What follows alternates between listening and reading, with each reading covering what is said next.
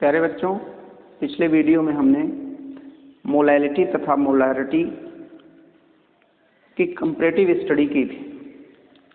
आज हम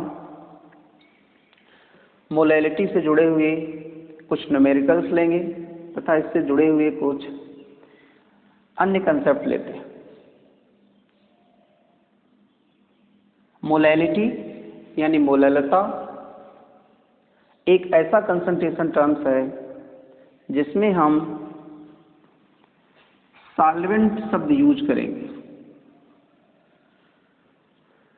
अभी तक जितने भी कंसंट्रेशन टर्म्स हमने निकाले हैं उसमें जो डिवीज़न होता था, भाग दिया जाता था, वो सॉल्यूशन के मास से दिया जाता था या सॉल्यूशन के वॉल्यूम से दिया जाता था, आयतन से दिया जाता था। यहाँ पे यह एक पहला पद है जिसमें हम सॉल्वेंट के मास से डिवाइड करेंगे। आप देख रहे हैं कि मोलैलिटी का जो फार्मूला है, number of moles of solute dissolve in 1 kg solvent. यहाँ पे सॉल्वेंट शब्द यूज किया गया है, जबकि मोलैरिटी में सेम चीज था। मोलैरिटी में हम number of moles of solute लेते थे, लेकिन नीचे जो लेते थे वो वॉल्यूम लेते थे, और वॉल्यूम भी किसका लेते थे, आयतन किसका लेते थे, सॉल्यूशन का लेते थे, विलयन का लेते थे। जबकि यहाँ पे हम किसका ले रहे हैं, विलायक का ले रहे हैं। यह एकमात्र ऐसा टर्म है जिसमें हम विलायक को उपयोग में लाते हैं। तो इसकी डिफिनेशन देख लें।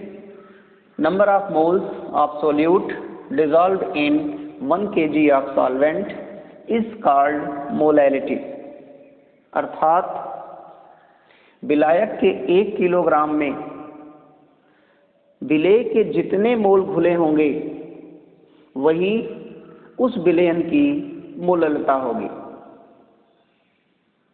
अब यहाँ पे एक चीज और देखते हैं कि चूंकि इस फार्मूले में हम विलायक का द्रव्यमान ले रहे हैं,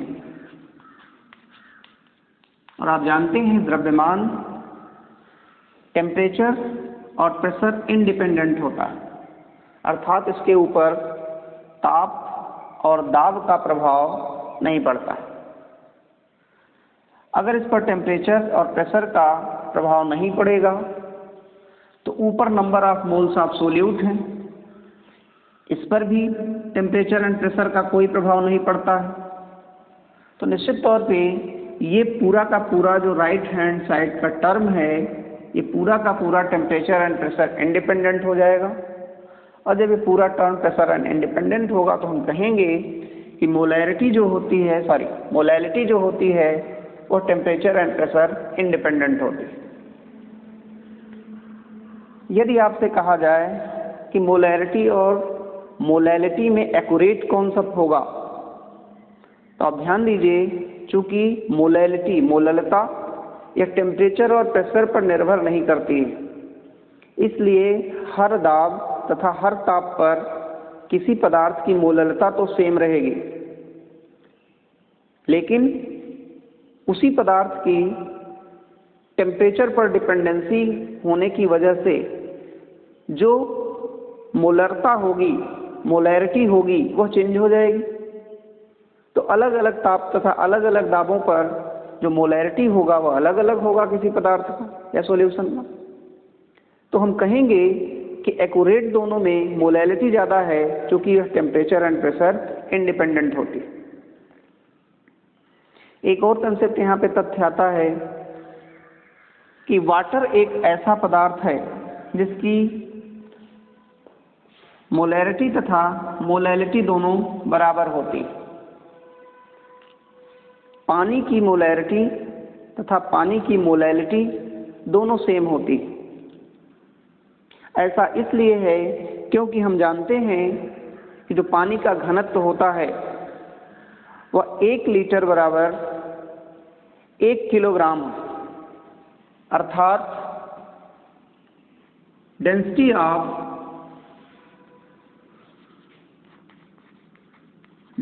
ऑफ वाटर इसे आप लिख सकते हैं 1 kg/लीटर। इसका मतलब क्या निकला कि 1 kg मास ऑफ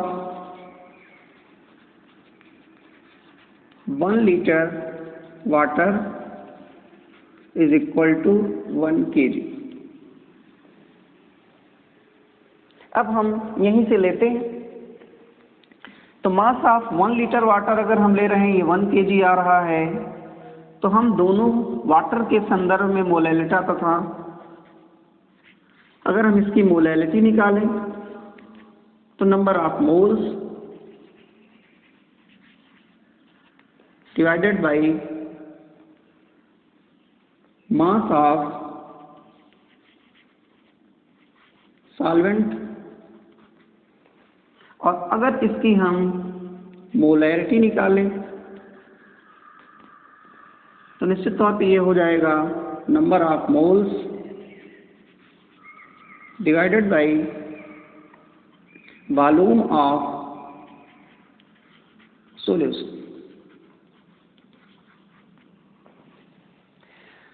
अब हम शुद्ध पानी की मोलैलिटी या शुद्ध पानी की मोलैरिटी निकालना चाहते हैं। शुद्ध पानी की मोलैलिटी क्या होगी और शुद्ध पानी की मोलैरिटी क्या होगी? अब शुद्ध पानी का मतलब क्या हुआ? पानी में कोई बाहर से कोई विलेय पदार्थ नहीं मिलाया गया, उस पानी में केवल जल के कण ही, मॉलिक्यूल ही विद्यमान है। अब जल के अगर मॉलिक्यूल ही विद्यमान होंगे तो वह सॉल्यूशन भी है और वही सॉल्वेंट भी होगा। यदि हम 1 लीटर पानी ले लें तो निश्चित तौर पे क्या हो जाएगा? नंबर ऑफ मोल्स अगर हम यहाँ पे ले लें, n ले लें, और मास ऑफ सॉल्वेंट ले लें। हमने कहा कि मैं अगर 1 लीटर पानी ले लूं तो मास ऑफ सॉल्वेंट क्या हो जाएगा? 1 kg। इसको हम डिवाइड किससे करेंगे? 1 kg से। अगर हम मोलैलिटी इसकी निकाल रहे हैं या हम निकालना चाह रहे हैं तो क्या होगा? क्योंकि सॉल्वेंट और सॉल्यूशन पानी की दशा में सेम है, क्योंकि बाहरी पदार्थ न मिले होने की वजह से सॉल्वेंट और सॉल्यूशन एक हैं। अगर बाहर का पदार्थ मिला होता तो निश्चित तौर पे सॉल्यूशन कुछ और होता और सॉल्वेंट कुछ और होता। यहाँ पे हम दोनों को एक ले रहे हैं। अगर दोनों एक हैं तो निश्चित तौर पे मोलैरिटी के संदर्भ में नंबर ऑफ मोल्स हमने n ले लिया तो यह भी n ही रहेगा। अब वॉल्यूम ऑफ सॉल्यूशन कितना हो जाएगा? वॉल्यूम ऑफ सॉल्यूशन हमने लिया है, अर्थात पानी का आयतन कितना लिया है? 1 लीटर पानी, तो यहाँ पे हम 1 लीटर कर देंगे। ये नीचे की जो क्वांटिटीज हैं इससे आपको दिख रहा है n, इसकी भी वैल्यू n आ जाएगी और इसकी भी वैल्यू क्या आ जाएगी? n आ जाएगी। यानी पानी की जो मोलैलिटी है वो भी n आ गई और पानी की जो मोलैरिटी है वो भी n आ गई। इतने मोल पर लीटर आ गया, यह होगा इतने मोल पर केजी। ऐसा हुआ क्यों? ऐसा इसलिए हुआ क्योंकि पानी का की जो डेंसिटी है वहाँ पे कि डेंसिटी ऑफ वाटर इज 1 kg/लीटर, यानी लीटर और केजी, लीटर एंड केजी का जो रेशियो है वो 1:1 है। 1 किलो पानी का मतलब 1 लीटर या 1 लीटर पानी का मतलब 1 किलोग्राम। किंतु अन्य पदार्थों की दशा में ऐसा होता नहीं है।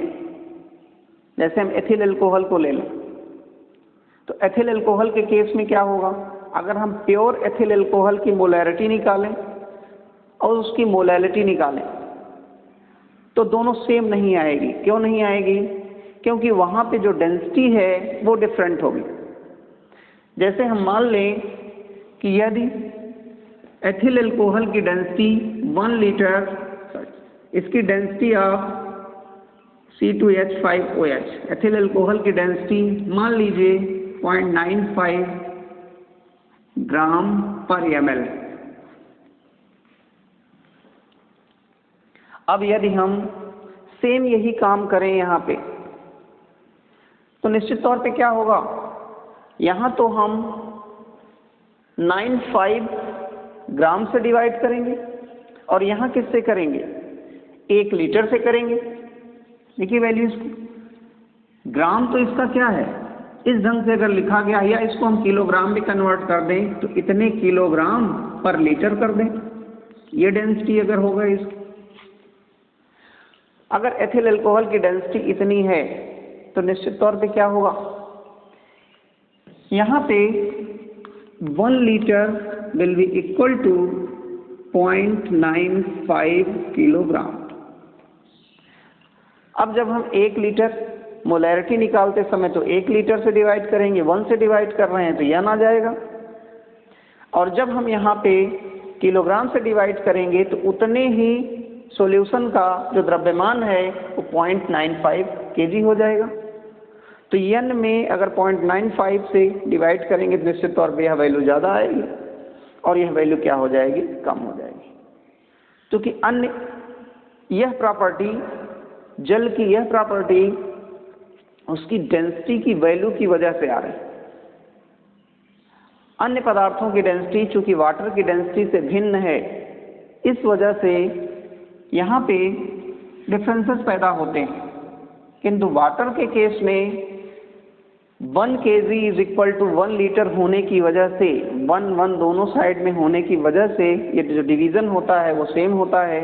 इस वजह से जो आंसर आते हैं वो एक्यूरेट आते हैं, सेम आ जाते हैं। तो ये स्पेशली वाटर की प्रॉपर्टी है, अन्य पदार्थों की प्रॉपर्टी नहीं है। लास्ट हम लेते हैं एक न्यूमेरिकल इस पर, जो यहाँ पे लिखा गया है, find the molality of A solution in which 5.85 gram of NaCl is dissolved in 2 kg water.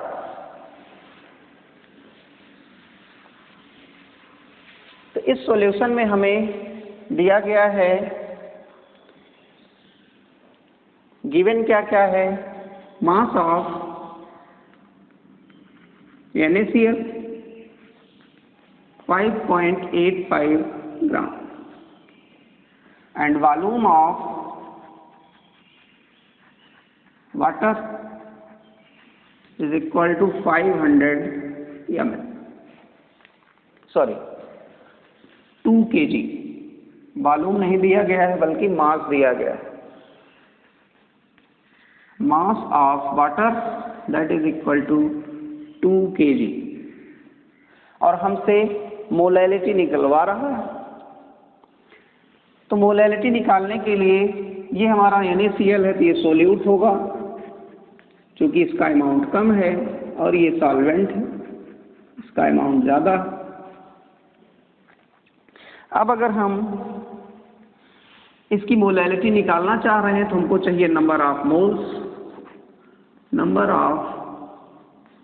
Moles of solute,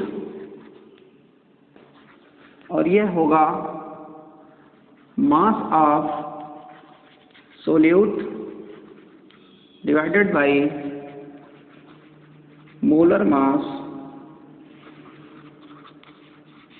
solute यहाँ पे NaCl है तो हम NaCl लिख दे रहे हैं। अब NaCl का मोलर मास कैसे निकलेगा, आप जानते हैं कि सोडियम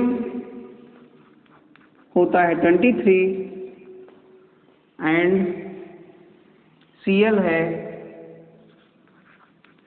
35.5। यहाँ से अगर हम निकालें 23 प्लस 35.5 दैट विल बी 58.5। अब इस वैल्यू को पुट कर दें तो 5.85 divided by 58.5।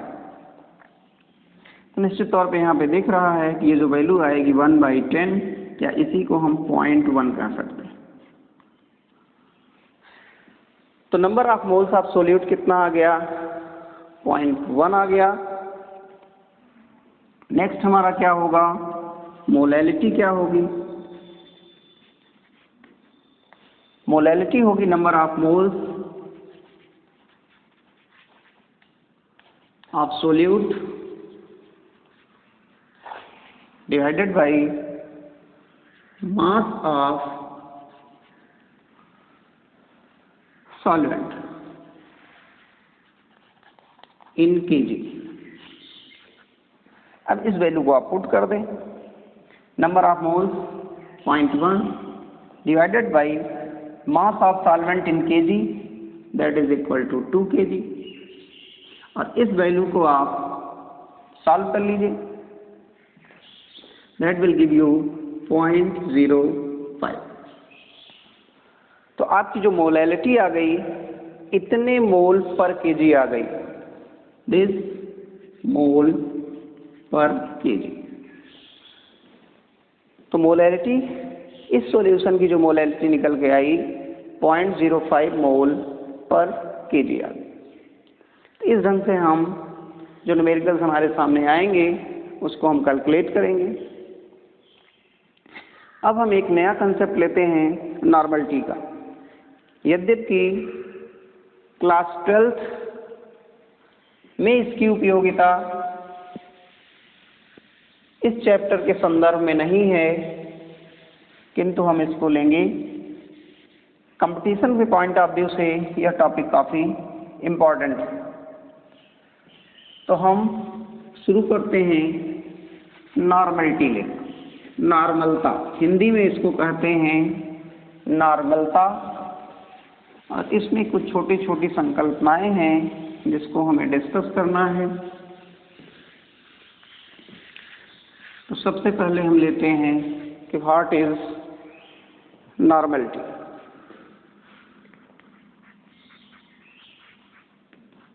Normality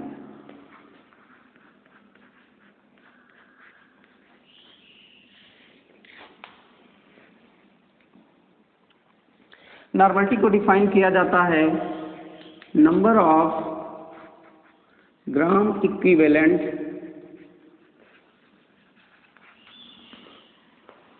of solute present in 1 liter solution, present in 1 liter solution is called normality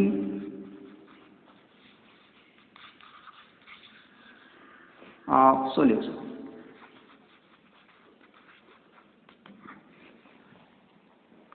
यह क्या है? नंबर ऑफ ग्राम इक्विवेलेंट, विलेय के जितने ग्राम तुल्यांक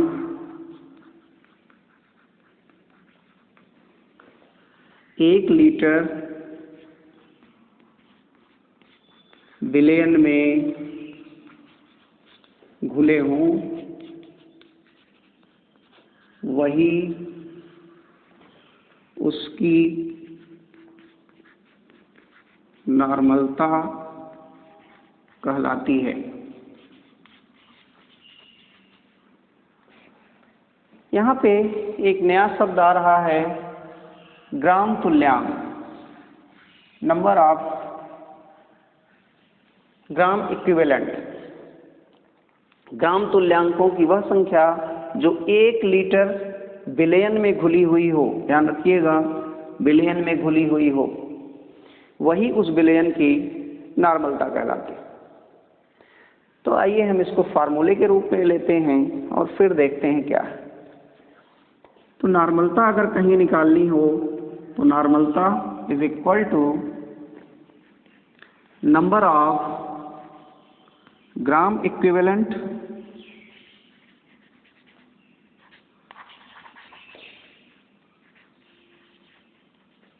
of solute divided by volume of solution in litre.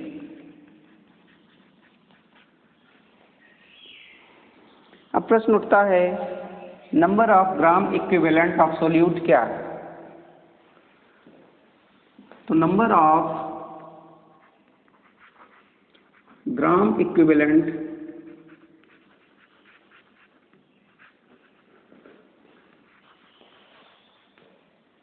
यह बराबर होता है mass of solute divided by equivalent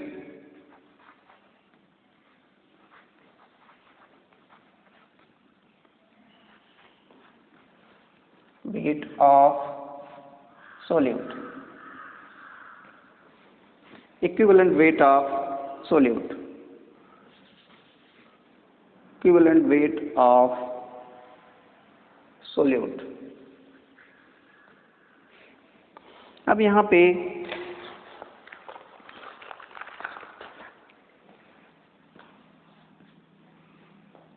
equivalent weight of solute क्या है, मास ऑफ सोल्यूट तो हमको दिया रहेगा, निकल जाएगा। इक्विवेलेंट वेट ऑफ सोल्यूट हम कैसे निकालें? इक्विवेलेंट वेट ऑफ सोल्यूट निकालने के लिए हमको एक फार्मूला लेना है,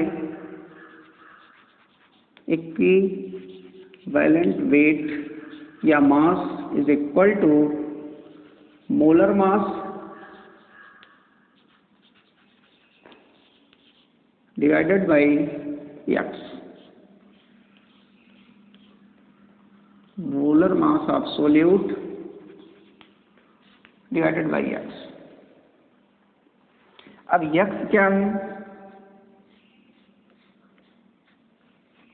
x यदि सोल्यूट हमारा एसिड है तो x is basicity of acids, F is acidity basis and F is total number of charges,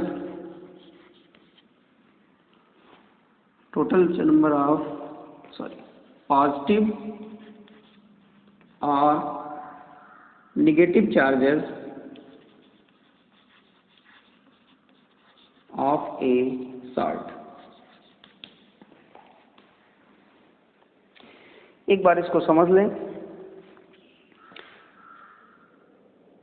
कि यहाँ पे किसी विलयन की normality number of gram equivalent of solute present in 1 litre solution, ग्राम तुल्यांकों की संख्या जो 1 लीटर विलयन में घुली हुई है।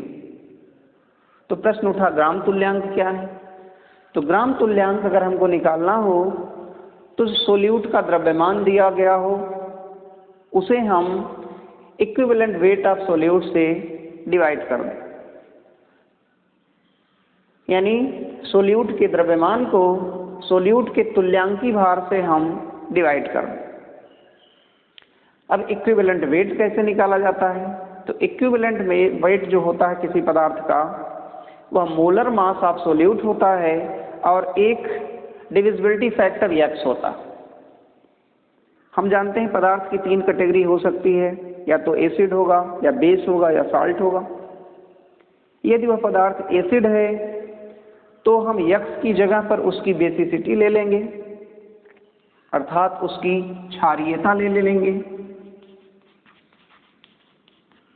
और यदि वह पदार्थ बेस है तो उसकी हम क्या निकालेंगे? अम्लीयता निकालेंगे। और यदि वह पदार्थ साल्ट है तो हम उस साल्ट पर विद्यमान जितने कुल धनावेश होंगे या जितने कुल ऋणावेश होंगे उस चीज को x की जगह पे लेंगे और अपना तुल्यांकी भार कैलकुलेट करेंगे।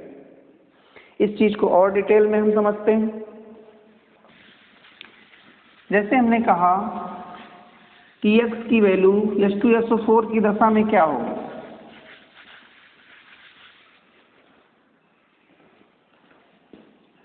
x की वैल्यू x फॉर H2SO4 क्या होगा? इस x का मान H2SO4 के लिए, अब हम देख रहे हैं क्या है H2SO4, एक अम्ल है, यह एक एसिड है, तो हमें निकालना होगा बेसिसिटी ऑफ H2SO4।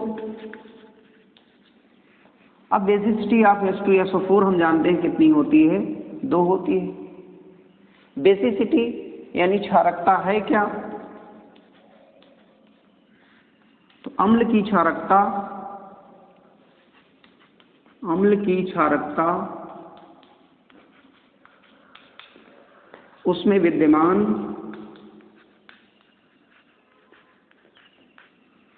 विस्थापनीय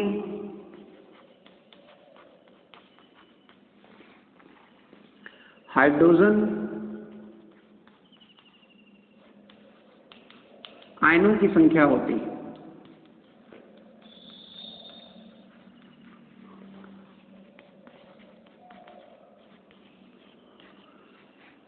क्षारकता क्या है? इसमें विद्यमान विस्थापनीय हाइड्रोजन आयनों की संख्या। कैसे हम विस्थापनीय समझ पाएंगे? जैसे हमने किया कि H2SO4 है, जब ये आयनाइज होगा तो किस में कन्वर्ट होगा? 2H plus SO4 minus minus.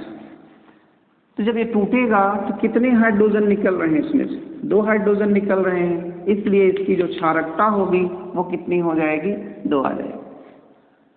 यदि हम HCl ले लें तो आप देख रहे हैं जब टूटेगा तो H प्लस Cl माइनस में टूट रहा है, तो इस दशा में हमारी जो क्षारकता होगी वो 1 होगी, क्योंकि इससे एक विस्थापनीय हाइड्रोजन निकल रहा है। सामान्यतः हम देखकर पता लगा पाते हैं कि इसकी क्षारकता क्या होगी, लेकिन कुछ ऐसे पदार्थ होते हैं जिनमें हम हाइड्रोजन अणुओं की संख्या गिनकर, यहाँ पे हाइड्रोजन परमाणुओं की संख्या 2 है, HCl में हाइड्रोजन परमाणुओं की संख्या 1 है, तो ऐसा नहीं है कि हम देख के बता सकते हैं कि ये इसकी क्षारकता 2 होगी या इसकी 1 होगी। एक हम उदाहरण लेते हैं जिसमें हाइड्रोजन परमाणुओं की संख्या तो सेम है, लेकिन उसकी क्षारकता अलग अलग है।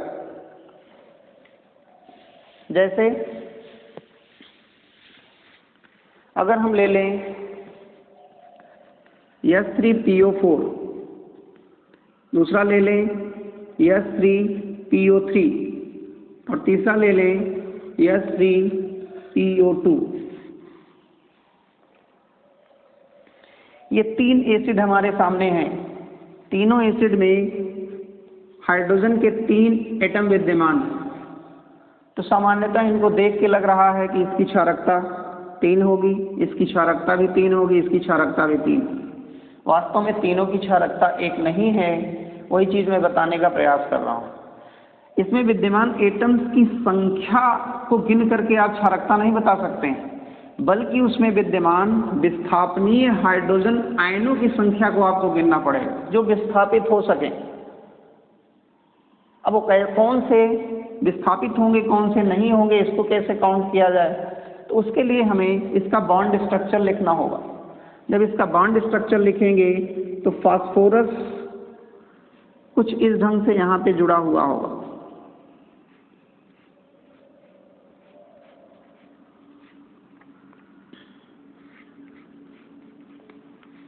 इस स्ट्रक्चर में आप देख रहे हैं कि फास्फोरस से ऑक्सीजन जुड़ा हुआ है, फास्फोरस से यह ऑक्सीजन जुड़े हुए हैं, और इस ऑक्सीजन से जुड़ा हुआ हाइड्रोजन, चूंकि ये हाइलो इलेक्ट्रोनेगेटिव है, तो यहाँ से इसका टूटना अपेक्षाकृत आसान है। इस जगह से ऑक्सीजन टूटते हैं, तो यहाँ पे एक हाइड्रोजन, ये दूसरा हाइड्रोजन, ये तीसरा हाइड्रोजन टूट करके अलग होंगे और यहाँ से 3 हाइड्रोजन आयन बनेंगे, इसलिए विस्थापनीय हाइड्रोजन आयनों की संख्या यहाँ 3 बनेगी। यहाँ पे अगर हम फास्फोरस को ले लें तो आप देख रहे हैं केवल 2 ऑक्सीजन हैं,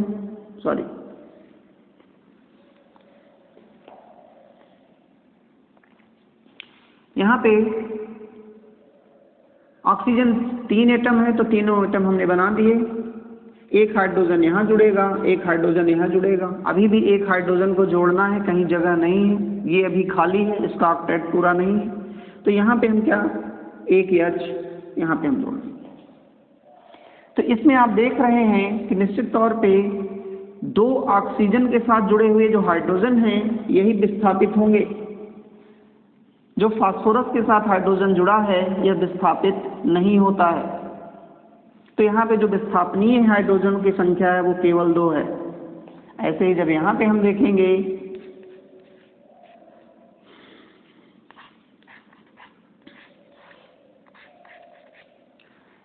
तो ऑक्सीजन से जुड़ा हुआ हाइड्रोजन केवल 1 है, इसलिए केवल यही टूटकर अलग होगा। ये दोनों हाइड्रोजन यहाँ टूटकर अलग नहीं होते हैं, जिसमें विस्थापनीय हाइड्रोजन की संख्या 1। तो निश्चित तौर पे इन तीनों एसिड्स में इसकी बेसिसिटी 3 है, इसकी बेसिसिटी 2 है और इसकी बेसिसिटी 1, यानी इसकी क्षारकता 1 है, इसकी क्षारकता 2 है, इसकी क्षारकता 3 है। तो इस एग्जाम्पल से मैं यह बताने का प्रयास किया हूँ कि किसी मॉलिक्यूल्स में यदि हाइड्रोजन एटम्स की संख्या को देख करके आप निर्धारित करेंगे कि इसकी क्षारकता ये होगी, तो वो गलत भी हो सकता है। यहाँ पे आप देख रहे हैं कि 3 हाइड्रोजन तीनों में विद्यमान है, किंतु इसकी क्षारकता 1 है, इसकी क्षारकता 2 है और इसकी क्षारकता 3 है। अगला हम लेते हैं किसी हम बेस को ले लें। अगर हम बेस को ले लें तो क्या होगा, एसिडिटी ऑफ ए बेस क्या होगा,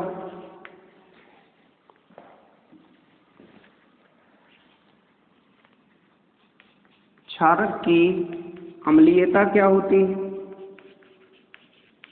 यह होती है क्षारक में विद्यमान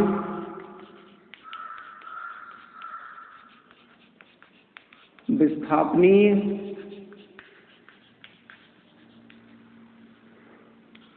OH आयनों की संख्या।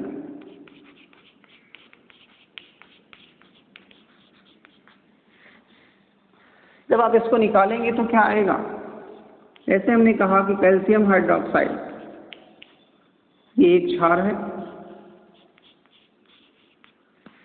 इसमें विस्थापनीय हाइड्रोजन क्या होंगे, Ca+++2OH-। तो यहाँ से 2 हाइड्रोक्सिल आयन बाहर निकल रहे हैं, इसके लिए इसकी अम्लीयता कितनी हो जाएगी, 2 हो जाएगी। अगर हम NaOH को ले लें तो NaOH के केस में Na+OH-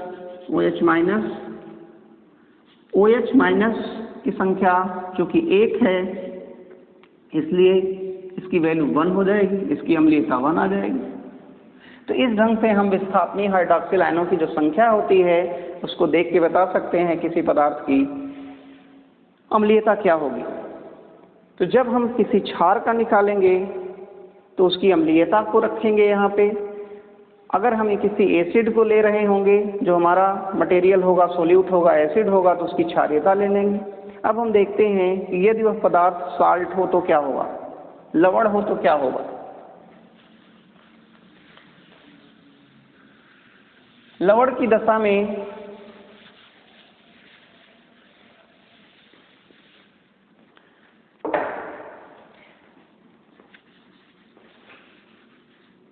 X is equal to total number of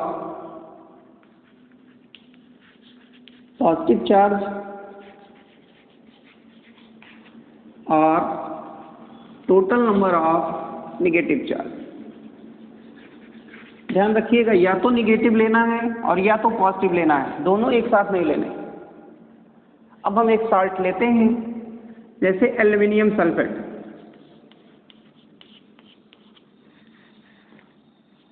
यह aluminium sulphate.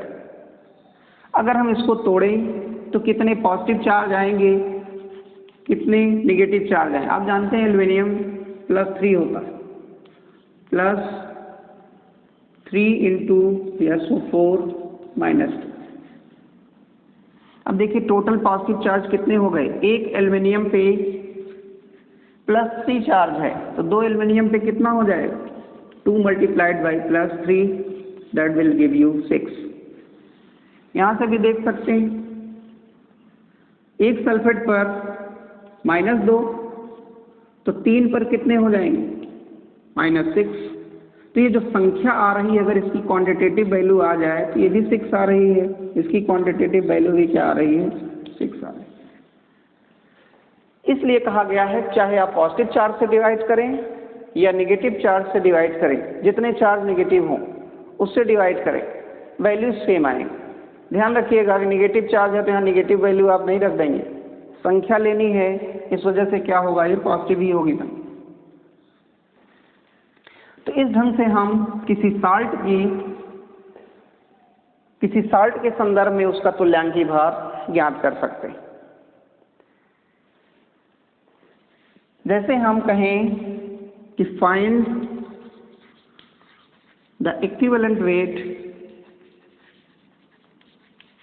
Weight of H2SO4। अगर हम H2SO4 का निकालना चाहें तो आप जानते हैं इसका मोलर मास क्या होगा, molar mass of H2SO4 divided by X, और X यहाँ पे है क्या, बेसिसिटी ऑफ, चूंकि H2SO4 एसिड है इसलिए हम इसकी बेसिसिटी लेंगे, और मैंने अभी दिखाया था कि इसकी बेसिसिटी कितनी होती है, विस्थापनीय हाइड्रोजन आयनों की संख्या 2 है तो ये 2 आ जाएगी। इसका मोलर मास आप इसका देखेंगे आता है 98, और जब इससे इसको डिवाइड करेंगे तो ये वैल्यू आ जाएगी 49। अब यहाँ से जो तुल्यांकी भार आया वो हमारा आ जाता है 49। अब इस तुल्यांकी भार को अगर हम यहाँ पे पुट कर देंगे, मास ऑफ सोल्यूट दिया रहेगा, इक्विवेलेंट वेट से डिवाइड कर देंगे तो हमें आ जाएगा नंबर ऑफ ग्राम इक्विवेलेंट, और यह जो ग्राम इक्विवेलेंट आया उसको हम नॉर्मलिटी के फार्मूले में रख देंगे तो हम किसी भी सॉल्यूशन की नॉर्मलिटी निकाल सकते हैं। आइए हम एक न्यूमेरिकल लेते हैं नॉर्मलिटी कैलकुलेट करने का।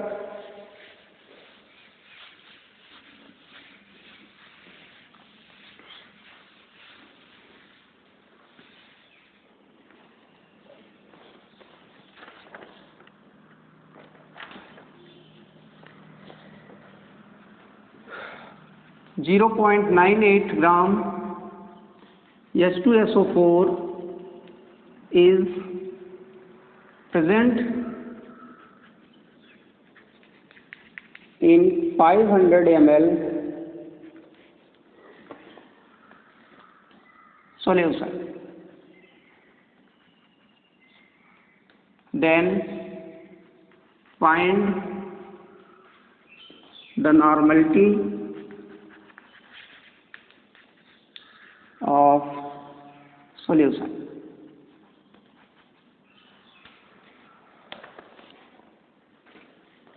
देखिए यहाँ पे हमको दिया है, अब हमें नॉर्मलिटी निकालने के लिए करना क्या है, नंबर ऑफ ग्राम इक्विवेलेंट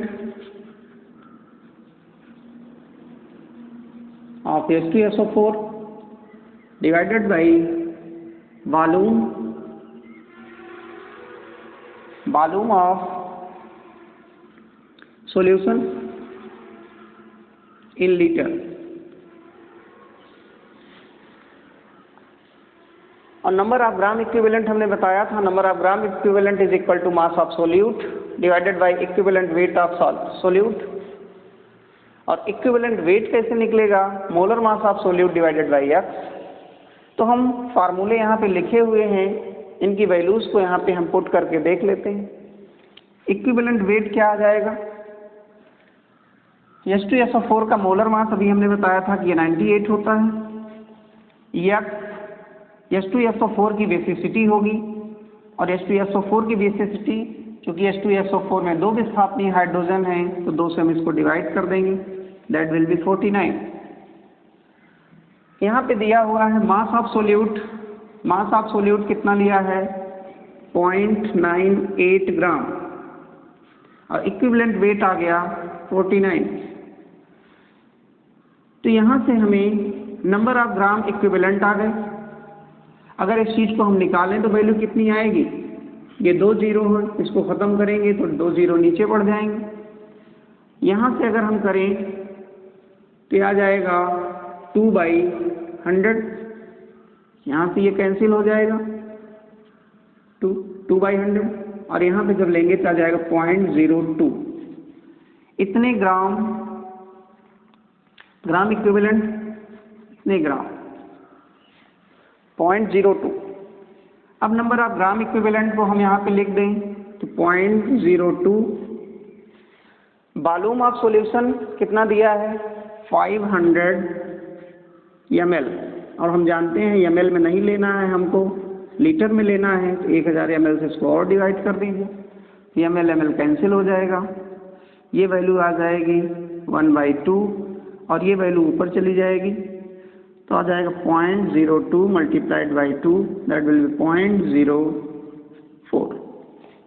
यह आपका आंसर है। तो जो स्टेप्स यहाँ पे निकाले गए हैं, ऐसे सवालों में नॉर्मलिटी निकालने के लिए सबसे पहले हमें इक्विवेलेंट वेट निकालना पड़ेगा उस पदार्थ का। फिर इक्विवेलेंट वेट जब पता चल जाए तो हमें नंबर ऑफ ग्राम इक्विवेलेंट निकालने पड़ेंगे, और जब ग्राम इक्विवेलेंट पता चल जाए तो हम नंबर ऑफ ग्राम इक्विवेलेंट में वॉल्यूम ऑफ सॉल्यूशन से डिवाइड कर देंगे तो हमारा आंसर आ जाएगा। तो बस कंसंट्रेशन टर्म से जुड़ी हुई जितनी संकल्पनाएं थी उसको हमने डिस्कस कर लिया है। अब हम इन पर बेस्ड सवाल आपको ग्रुप पर भेजेंगे, आप उसको लगाने का प्रयास करिएगा। जो क्वेश्चंस नहीं होंगे उसको डिस्कस किया जाएगा, और नेक्स्ट लेक्चर में हम सॉल्युबिलिटी ऑफ ए सॉल्यूशन का डिस्कशन करेंगे, जिसमें महत्वपूर्ण एक हेनरी लॉ है, उसको हम देखेंगे। Thank you.